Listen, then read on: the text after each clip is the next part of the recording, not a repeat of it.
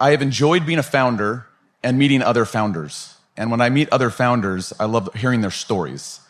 And I think that in every founder story, there's something that you can glean to say, am I doing things as good as I could be? And so one of the things that I found as I met Charlie, and this is the first time we've met actually in person, was that you're an entrepreneur, that you have this entrepreneurial journey that I don't think a lot of people would realize, that I didn't even realize. And because I've been an entrepreneur for 28 years, Charlie, a little bit longer than maybe you.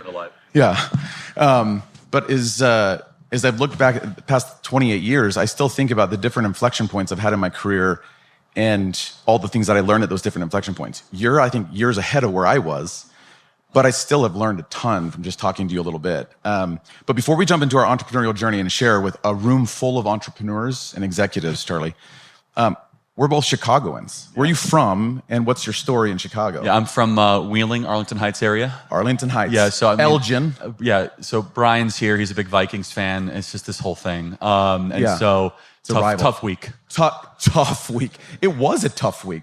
I think it was the last minute, thanks right? For reminding me. Yeah. No. Hey, listen, I'm a Bears fan in the back as well, but yeah, you grew up in Chicago. You're not in Chicago now, though, Charlie. No, in Arizona. In Arizona. So whoever runs Hash Kitchen.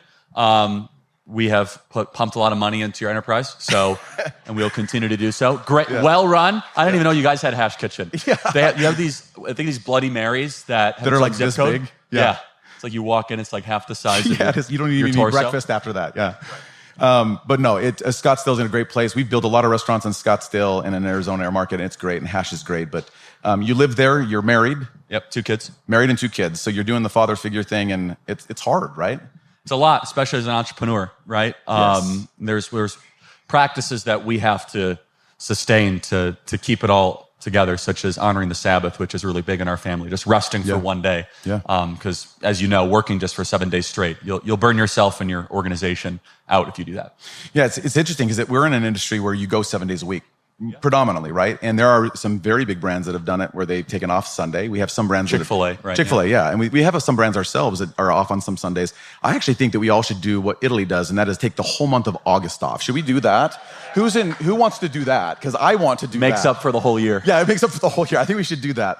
But did you ever see yourself here, though? Like, go back to when you were in Arlington Heights, and you're like, I'm going to be an entrepreneur. I'm going to build a thriving business, which I don't think a lot of people understand. You have a lot of different business events that you're doing. And it's not just events, it's actually business investments and initiatives as well. And that's what was surprising to me is like, you're a true full-blown entrepreneur. Did you ever see yourself here? Well, not exactly. It's been kind of a interesting journey. But no, look, I've always been someone who has been into building stuff. And especially whether it be brands or businesses. And one thing I think that people don't quite grasp is that we have 1,000 employees in what we do.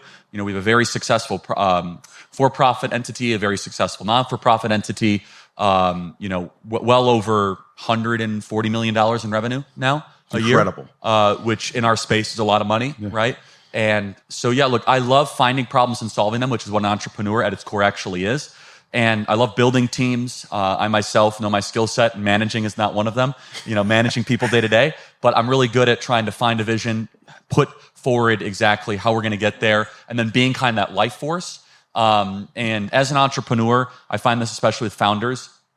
Founders are rarely good day-to-day managers. Sometimes they are. But the one thing the founder has is that spark and that relentless drive to go to the next location or to the next interval. And what I have found is that is a rarity in a lot of times, where sometimes my team is like, Charlie, why do you keep on pushing? It's like, that's just who I am. It's like, we have to grow, we have to expand. I'm sure, Same thing. Same DNA. And understand, as founders and executives and as entrepreneurs, you're in a genetic rarity, literally, because most of the world just kind of wants to keep things the same. And it's our job to push them and to give them the vision and to instill them exactly what success looks like. So I love building stuff. I have some other fun entrepreneurial stuff we're actually going to announce later this year. Awesome. So that's a little bit of a tease. I know that you're a little bit of a developer too. You like a little bit of real estate, you're developing? Land, private, investments. I just can't, sit still. Can't sit still. Some crypto, some also, of course, everybody's got crypto. Yeah. Trust me, I know. But I have no recommendations of any coins. But no, all kidding aside though, I love the free market. I love actually playing and participating in it. And I also just love finding if there's problems that people need to be solved. And that's kind of been part of my life's work.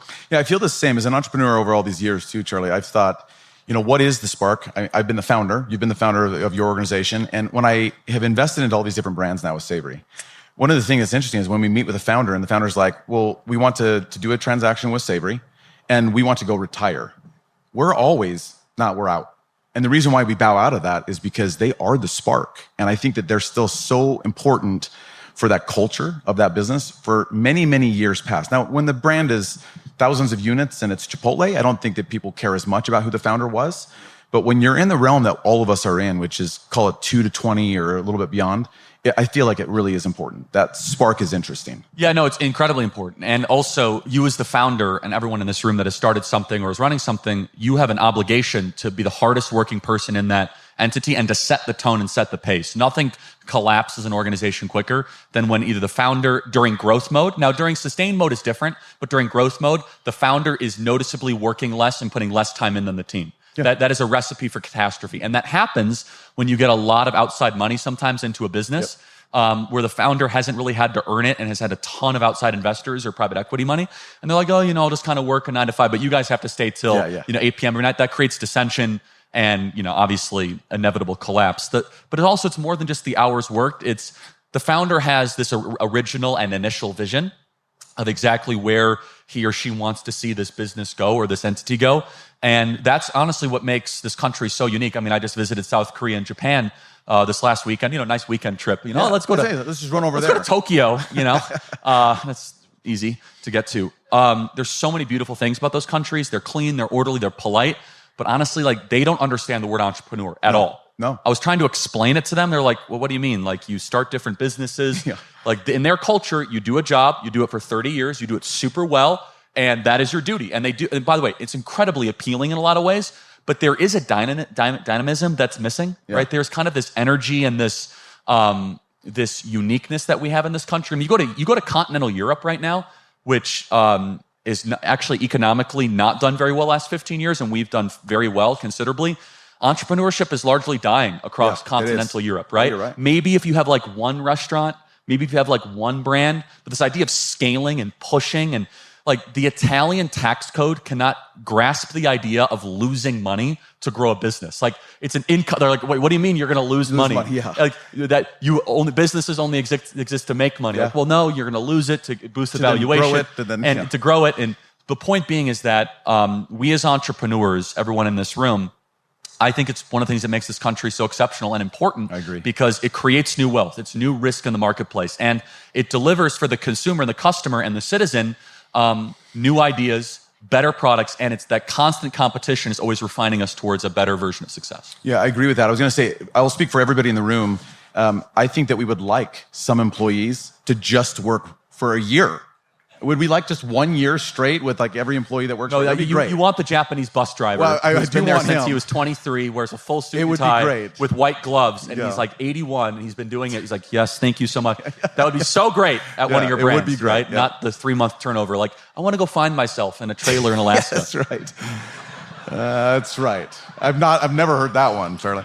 I think as entrepreneur, and I could answer this too, but I really want to get your take on this. But what is the biggest sacrifice that you had underestimated being an entrepreneur? I know mine. This but what's is yours? so cliche, so I apologize, guys. Like be every cliche. one of these. Okay. But honestly, repetition is the soul of memory. But if you want to be a good entrepreneur, I learned this like 5 or 6 years ago. You have to be so clear on how you spend your time, and your time really is your most valuable resource. And I manage my day down to the 5 or 6 minute interval, right? It's okay, I'll be able to do that call, and this is how long it takes to go into the car. And that, especially when you are in growth mode, which you and I are constantly in growth mode, Always we know in nothing but growth. Yep. And that's the other thing as an entrepreneur that I had to learn the hard way. Know your nature. Yeah. Know what you're really good at. Yeah. So I always ask my team, I say, does this meeting require patience? And the answer is yes. I'm like, I'm probably not a good person for that meeting, actually. Yeah. Like, I will delegate that, right? Like, unless it's absolutely necessary. If it's like a long, drawn out like HR meeting, like I could delegate that. But if that meeting requires like quick, decisive action, vision casting, problem solving, bring me in. Yep. So you have to know your nature, and every entrepreneur is different. By the way, some people in this room might be entrepreneurs that are gifted with patience. I'm not one of those. Yeah, neither am I. You're right, exactly. I'm kind of like, okay, what's next? Like, hey, you get to the point. And so I know my demerits and I know my faults, and knowing your nature is incredibly important. And that goes with time as well, which is I find that if I'm enjoying something, I will spend like endless amounts of time and my day will be completely derailed. So I have to try to put on very strict limits. And then as an entrepreneur, you have to obviously have very strong spiritual health, whatever that is in your life, very strong, obviously, mental health, connection and relational health, and then physical health. I think I see far too many entrepreneurs. I could list 5 in my life that I know that just completely forsake the physical health when they're in growth mode, right? They're eating terribly. They're not sleeping. They're not exercising. I'll get to it later. That's what they'll get to it later. And when you're young, that's correct. But I actually would make an argument. Not only is it bad for you, obviously, health-wise, but like it actually makes you harder to run that business and to grow that business. I think that people that are properly prioritizing sleep and properly prioritizing diet are actually better founders and better entrepreneurs. And so, but anyway, going back, time management. I find what separates the good from the great entrepreneur is someone that is able to meticulously be able to manage their time. You know, I was able to spend a lot of time with Elon Musk, a year ago, and regardless of your opinions of him, he's a phenomenal entrepreneur, right? Unbelievable founder, like undoubtedly, inarguably, right? And he's so clear on his time management that he actually handles it himself. I couldn't do that, but like he can't even handle the bureaucracy of having like an executive assistant. At times, he's like, nope, I know exactly how much time I must spend on a certain thing, and I will be kind of the guardian of that. And you think about it, like time is the equally distributed resource that we have to always be guardians of. I got to be honest, I don't know how he does that, because I could not live without Mackenzie, I couldn't either. So. No, my mind goes in 50 different directions. Yeah, like, it's just... go here, go there, do this. It's just, I couldn't possibly do that. So being an entrepreneur, what is the biggest reward so far for you? Just what have you enjoyed the most? Look, we've been incredibly successful financially, and I'm super blessed by that. Our podcast is doing really well, our radio show, our social media. It's not the money. Honestly, it's the journey. I know that sounds like so cliche, like put that on a bumper sticker, but it's the memories that we've created, kind of the can you believe how far we've come? Yeah. I did a lot of thinking about this last year, like what is it that really drives me? I love solving complex problems and doing the things that people say they can't actually be solved. Yeah. I'm sure you're very similar in that way, which is like, okay, people say that you can't have this kind of a restaurant or you can't have this kind of thing. Like, well, maybe you can. Is there a better? And that is what an entrepreneur at its core is, a problem solver against the tide. That's what it is. Yeah, it is. Because again, if it was simple, there would be no reason for entrepreneurs. Entrepreneurs are people that, quit companies while they might be ascending, or they're putting out a second mortgage on their home, or they're diving into savings or liquidating their 401k. And I think there's really something admirable about that kind of ambition. Yeah. It makes the world a better place. And so the greatest memory, the greatest reward, I'd have to say, is just seeing the journey and seeing obviously some of the lives impacted along the way. Yeah, I agree with that. And I will say this, I've been fortunate enough to, Charlie, as an entrepreneur, to go through some cycles where I've built a business, sold it, built a business, sold it. And people have always asked me before, like, what's been the best part? And I've said, honestly, it is a journey. So I had the bumper sticker way before you, just so you know. And in my mind, I thought, I was always excited. Growing up in Chicago, I always had like this poster in my room, and it was a picture of a Ferrari. And I just remember, I'm like, man, one of these days, Charlie, I'm going to make enough to buy a Ferrari. And I remember when I bought my first Ferrari, having an exit, and I think a lot of people here that do know me a little bit know that I'm a car guy. And I remember getting in, I'm like, this is so cool, right? First day, I've made it. And the second day, it was like, that's pretty cool. And then like 2 weeks later, I'm like, totally cool. A month later, Charlie, I was like, it's a car. And it was so wild to me how anticlimactic and fast that was. And so when you say journey, I have a good friend, and I think many of you have met her today, but she just went through a business sale as well. And she's like, man, I'm reminiscing the last 25 years of building my business. And I feel like I appreciate more the journey of having gotten here than actually have gotten here to where I sold. Right? And you need to enjoy every day then. Therefore, every day. Because the reward is actually the process. It's the process of solving problems. And there's a reason why you're on your third fund, Andrew, because after your second or first second one, like, okay, fine, you could go retire. Like, okay, that's not what life's about. It's about value creation. It's about pouring into people. It's about making people's lives better. And I think that's always lost because the outside world that is anti-entrepreneur, or at least value neutral on entrepreneur, they're like, oh, it's all about the money. I mean, look, yeah, that's a way to kind of tokenize. It's part of it. It's a way to tokenize and measure your success, obviously. No one here should be against it. But we would all say that it's about the team too. I mean, I look at my team, I'm like, I'll go to war with these guys. I'm sure you feel the same, For right? sure. Like, Absolutely. put me up against any other competitor and we will crush you because we've been through so much together. That's right. You And galvanize as a team. yes, exactly. And the memories that are created and the connectivity, right? That's what life is really about. At its core, it's about relationships. It is. And that's what, as an entrepreneur, it's like you don't want to be a lonely entrepreneur. I learned that. You don't want to be. You want people around you. In fact, if you are a lonely entrepreneur, it's like probably won't work very well, Yeah. honestly, unless you're an incredible whiz kid engineer that has a gizmo better than anybody else. Yeah. But you guys largely in the restaurant space are in the relationship business. That is. We are in that it's business. It's tight margins. It's knowing customers' names. It's knowing your employees. Hey, you have a tough day, bad day, you're going through divorce, and someone just break up with you. Like, that's what it's all about, right? And it's not just about, maximizing the bottom line, which of course is part of it, but I bet everyone in this room would agree that what is the most precious thing you have? It's the team, it's the human beings that actually make it happen. 100%. So moving forward to building a lasting brand, okay? So all of us are trying to build brand. We're trying to tell stories. We're trying to get you and your family, Charlie, to come to our restaurants. You've been successful so far. Okay, good. But we want you to keep coming back. And so how do you build a lasting brand? What are the table stakes for building a lasting brand in your mind?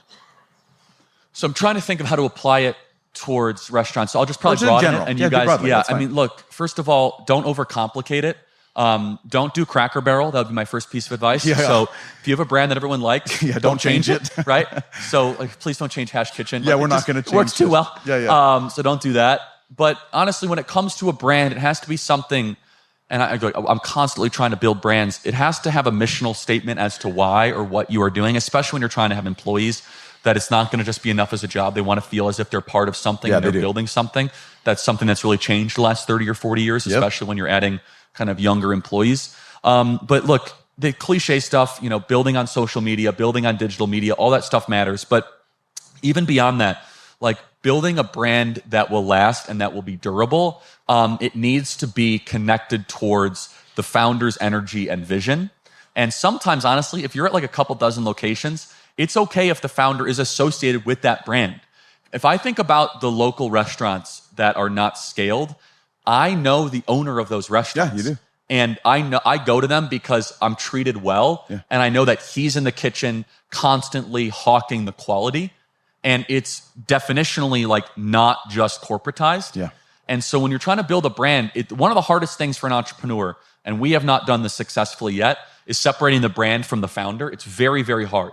I'm not convinced you have to do that though. No, I don't think so either. Right? I mean, I maybe, again, like you get to a Chipotle, to your point, or you get to an In-N-Out burger, like, okay, eventually, but honestly, I would argue it kind of happens naturally at that point, does. right? Yeah, it does. But I don't think like the kind of doctrinaire corporate approach is, well, I'm a private equity investor and we're investing in this restaurant and we need to make sure it's not too reliant on the founder.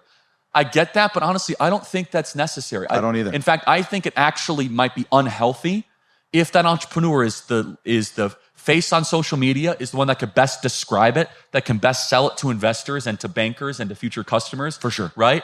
And so as it comes to a good. I think that there is an inescapable bond between the entrepreneur and the brand that I think that far too often the experts in the corporate world want to try to separate.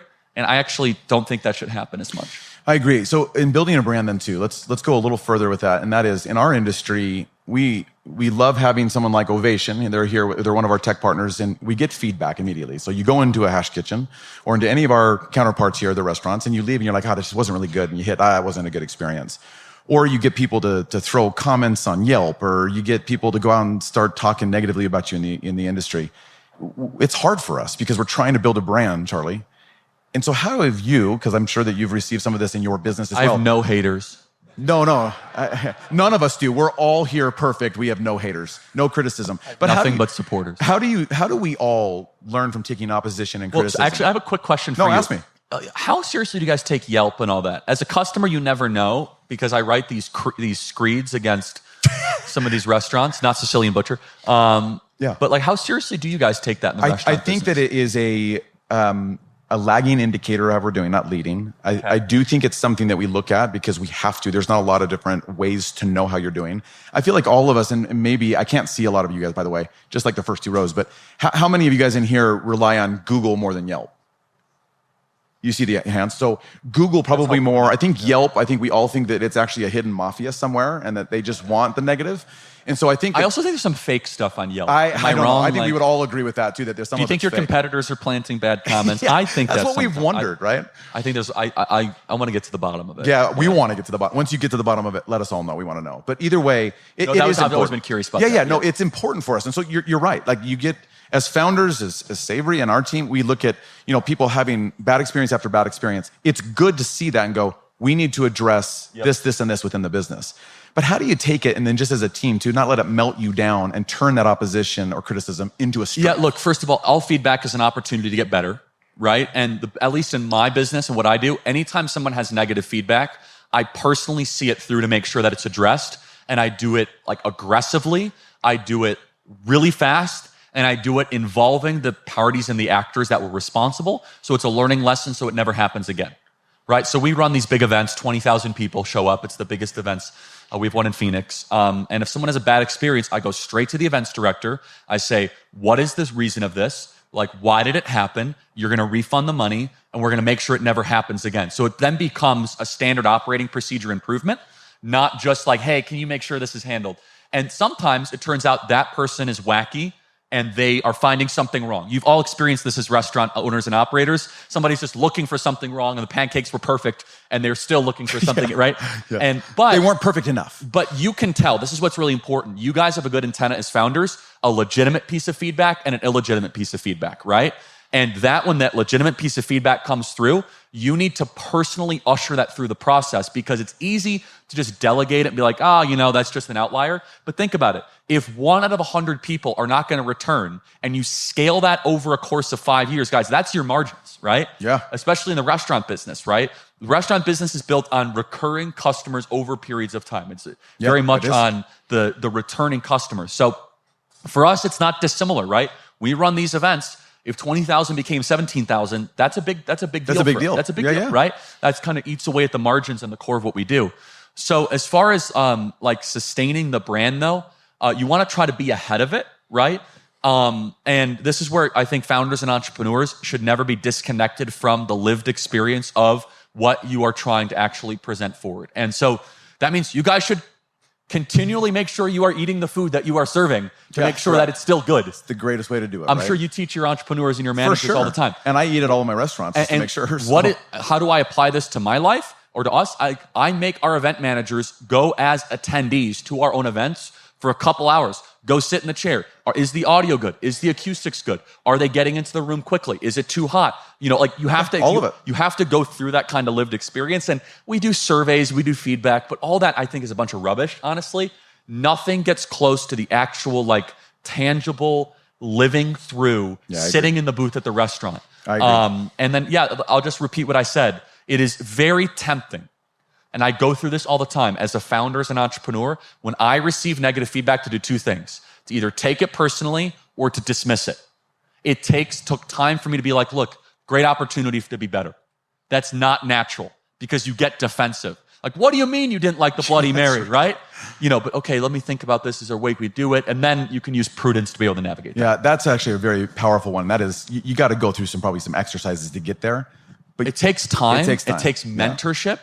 And that's, again, going from good to great. Yeah, it is. Good to great, you look at feedback as an opportunity to upgrade and to turbocharge, not just to either get bitter or to dismiss and act as if nothing is wrong. That's right. Even though the statement, I got to be honest, feedback is a gift. I know it is, but when someone says that to me, I want to punch him out. Yeah, but not all feedback is. You have to use prudence and wisdom to know, okay, this is just a person that literally complains for a living, right? Yeah. They want a free meal. They want a free airline ticket. But there's also, you could tell somebody that writes a very thoughtful letter, I was ignored a couple times, this and that, okay, this is something that we need to take care of for sure. So last few questions here. Appreciate the time. Lessons from leading employees. I mean, you have over 1,000 Gen Zs. We employ we employ a lot of Gen Zs. I could teach a master class on that. Okay, well, tell us a 2-minute master class on just teaching and leading those Gen Zers. If in the ideal world, you have a clear set of articulated values for your company that is no more than 1 page, maybe 2 pages. And in the onboarding process of onboarding a Gen Zer, you not just recite it, you get buy-in as to what those values are. We show up on time around here. We tell the truth. We don't blame people for our problems, right? We always try to find a way to make things better, right? You do not bring your personal life into the workplace, right? Ba, ba, ba, ba, ba, ba, ba. While you are onboarding them, you don't just do it. You say, hey, do you have any problem with this? Tell me your feedback. You involve them in that value process. You get them to co-sign it, not just in some procedural way, but to have them have real buy-in. Why does that matter? You have now established a standard of conduct that when they break it, like, hey guys, remember in that onboarding 3 months ago, you said you're not going to bring your personal life into business? Well, you just did that. So let's talk about why you did that. You need to live up to the standard. This is probably always been true in corporate life. It is so enormously important for Gen Z because they have a tendency to try to make that there's no like work-life separation. And they also will cry injustice sometimes for something that you think is a normal operating corporate business practice that they need to be reminded to in clear detail. So you can have like the 10 commandments of savory brands or whatever it is, right? And that process, then there's no wiggle room or excuse. And what it is, it needs to be publicly displayed, right? It needs to be everywhere when you come into work, when you come out of work. So there's no mystery. And again, it can't be 100. It shouldn't be 50. Honestly, you could capture a lot in 10, like tell the truth, don't complain, blah, blah, blah. Yeah. And again, if there's a problem, be like, I don't think you're a good fit here anymore because you're not living up to the standard that you already agreed to. Yeah, that's great. Right? And then you have to live by it. And here is the key. Your managers and your leaders must also live by those rules. You will have a schism in your organization if the managers are living by a separate code. Now, they can have different privileges, but they cannot have different principles. I actually agree with that. Right? Privileges being is, okay, they can come a little later, they can have a company car, but they can't lie. No. Right? They can't do one thing. And like, so privileges and principles are two different things. So for us, it's worked very, very well. It's phenomenal. I'm going to shift because we're out of time, but I want to hear from you. You're obviously in some rooms that none of us are in, but we are all, I think, all of us are going into a budgeting season. So we're talking about 2026. And, you know, when 2024, Charlie, we sat down and with all of our different brands and management, we said, we think this is going to happen in 2025 and this is going to happen. A lot of it didn't happen, right? Like this year has been a little bit more tumultuous than I think a lot of us have experienced in the past and also that we probably planned for. Give us some guidance as to what you're hearing and thinking about the economy itself going into 26 and how should we budget our career or budget our businesses so that we're safe in our career. Please, anything I say here, guys, take with an enormous grain of salt. Please have it be one data point and a factor of many. Last thing I want to tell you is the economy is great. You guys open 5 new locations and you know they close and I have a We're going to send you some Yelps. Well, I think you guys will do more than that. But look, I happen to be very long-term bullish on the American economy for many reasons, not just psychologically. Just as a side note, I think in reminding your workers that their tax are not tipped up to a certain amount and their overtime is not tipped now, I think is a very interesting potential morale boost that you can tell to your workers. Let me tell you why I'm bullish. I'm bullish because after traveling the world, both to Europe and Asia, they are all looking to America, and they are telling me as a traveler, the American economy is the best. We want to put money into America. We want to buy American securities. We want to buy American real estate. That's amongst the ruling class and the investor class of these other countries. Finally, secondly, I think that there is a massive pent-up economic boom that's waiting to happen around artificial intelligence that is going to reverberate positively throughout the entire economy. I think it will make your businesses more efficient. I think you'll be able to better analyze data. I don't think, honestly, if we're doing this 5 years from now, I think we'll laugh. Be like, we used to look at Yelp. AI is now better able to synthesize, 100 different receipt transactions in an hour, and we could tell whether or not they had a good experience or bad experience. Like, I think the way that we analyze data and that it guides your businesses is going to completely change, and it will make you more profitable. It'll make your businesses better and more attractive. And so if I were to give you a piece of advice you should take, embrace AI wholeheartedly in every way you possibly can, because if not, it's the same people that didn't embrace the steam engine, okay? Yeah. You will be, or what's that internet thing? I don't need that. I'm just running a restaurant. So I highly encourage that. I think rates are going to go down. I was talking to a major multi-trillion-dollar fund manager the other day, and he says their data shows the American economy is a lot better than even the Fed thinks it is. So I happen to be a very optimistic person. I think that there is probably going to be a market correction at some point. I think that publicly traded securities are vastly overvalued, largely because money doesn't know where to go right now. So it just keeps on going into these high, insane multiply, the same 6 companies, and NVIDIA, Google, Microsoft, that just keep on there. But the actual brass tacks, consumer sentiment is actually okay. Consumer spending is remaining strong. If there were some pitfalls of where the economy is, housing remains to be a big problem. However, shelter inflation hasn't gone up too much since January. But the last thing I'll say is this, is the more I spend in the economy, both as an analyst and actually as a participant, the more I realize that so much of this is psychological, that if people believe things will be better, they will be better. You guys are the top, like the biggest one-to-one correlation of that statement that I could imagine. I agree with that. Either people eat out because they think things are good or they do not think things are good, right?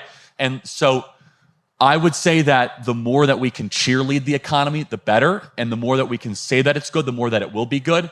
I would much rather be the United States than continental Europe right now. I would much rather be the United States than a lot of these other countries. I think there might be some one or two minor corrections, but we have every possible asset. I think that we're going to see better energy prices. I think we're going to see more capital deployment. Also, guys, if you're going to go to more, if you guys are going to be building more, whatever it is, convection ovens, whatever it is, there's 100% depreciation coming back in the tax code here, which is huge. And heavy machinery discounts. I don't know how that applies to your businesses, but I imagine it's pretty good, right? And so eventually you're going to see this thing pop where there are so many incentives based on this latest tax bill that I think will be enormously positive. And if the no tax on tips and no tax on overtime actually does end up materializing into demand-driven parts of the economy, there'll be more people that have more money in their pockets that will spend it more in restaurants, right? So again, don't take this to the bank, but generally, I am investing like a bull. Especially a long-term bull, a 5-10-year long-term optimist. I think that we have such incredible assets. And the last thing is, I talk to entrepreneurs, they still are in growth mode. They're in problem-solving mode. And I think as long as we keep that kind of mindset and that psychology, I think we're going to be in a very, very good place. Yeah, I appreciate that. Last question. What is a quote that you live by? A quote that I live by. I'm a Christian. I wear it on my sleeve. So quotes would probably always be Bible verses. I'll give you two. One is actually not in the Bible. It's more mythological. And one is actually in the Bible. The first is not in the Bible. It's this too shall pass, which was actually, people think it's in the Bible. It's not. But it's King Solomon's phrase, which is really amazing when you think about it, because it's good no matter what season of life that you're in. If you're going through the worst of times, this too shall pass. And things are going to get better. If you're going through the best of times, though, it's really humbling. This too shall pass, and this will fade away, because this will not last forever. So I love that. And they don't. Exactly. So it's a time-transcendent truth that applies towards all periods as an entrepreneur. It humbles you when you need it. It builds you up when you need it. It gives you hope when you need it. It also gives you a little bit of a dose of a gut check. One of my favorite verses, though, is Romans 8:28, which it says that God works all things for good for those who love him. It's a very freeing and liberating verse. For those of us that are Christians, because we believe that when things can be really bad, God is working it for his good, his perfect and pleasing will, which is a very, very hard teaching when you come across business closures or staff layoffs. But it's very liberating that God is working all things towards an ultimate good. So I love that. And it kind of is very freeing that I don't have to be in charge of everything. And there is a God and I'm not him. And I surrender to his will. I appreciate that. My quote, I'm going to share it with you. Is that okay? Yes, please. Is from Epictetus. And it's, if you want to improve, be content to be thought foolish and stupid. The original Stoic. Yeah, he was a former slave that became a Stoic, And I love it just because as entrepreneurs and all of us here building businesses, we are pretty foolish. It's very, very hard, but you have to be content in the fact that we've signed up for this, that we are showing up every day to battle through it. And so all I'd like to leave everybody here with is stay the course, be smart, stay positive. I like that you have a positive outlook on the economy. I do too. We're investing like crazy right now into the market. Don't do it because I told you. No. Okay. We were doing it before, but this year and even next year. But I appreciate you sharing some of your wisdom. And you're obviously in circles that we're not. And so thank you for sharing some of the things that you're seeing and you're hearing. And thank you for sharing your entrepreneurial journey. I think that all of us learn from each other, even if we have differences, by elevating each other. So thanks for being here to Thank elevate. you guys for warmly welcoming me. Thank you so much.